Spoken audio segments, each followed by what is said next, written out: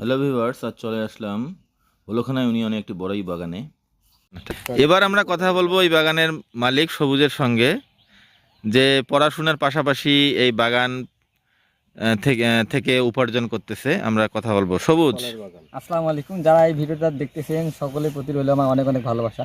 মূলত এই বাগানটা আমার বড় ভাই 4-5 বছর আগে যখন আমাদের এই জমিতে ধান ছিল, তখন আমার বড় ভাই একটু করে চারা এনে রোপণ করছিল। তখন এলাকার আশপাশে অনেক লোকজন বলছিল যে মাথার মধ্যে মানে মাথা তার নষ্ট হয়ে গেছে, তার কারণ অনেক ছোট ছোট গাছ এনে আমরা করছি রোপণ। মূলত সেখান থেকে ভাই মানুষের কোনো কথা না শুনেই রোপণ করছিল। এখন মার্শাল্লাহ 4-5 বছর হলো।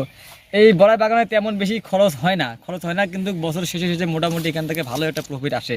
এই বড়াই যখন শেষ হয়ে যাবে তখন আমরা আবার ডাল কাটবো।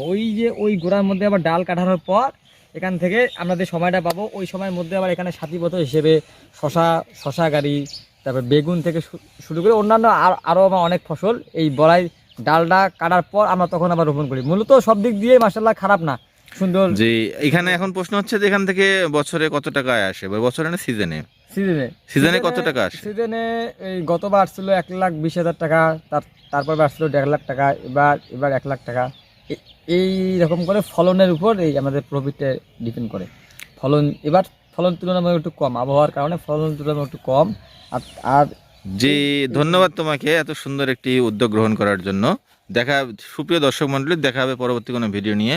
সে পর্যন্ত সুস্থ থাকুন, সুন্দর থাকুন। আল্লাহ হাফেজ।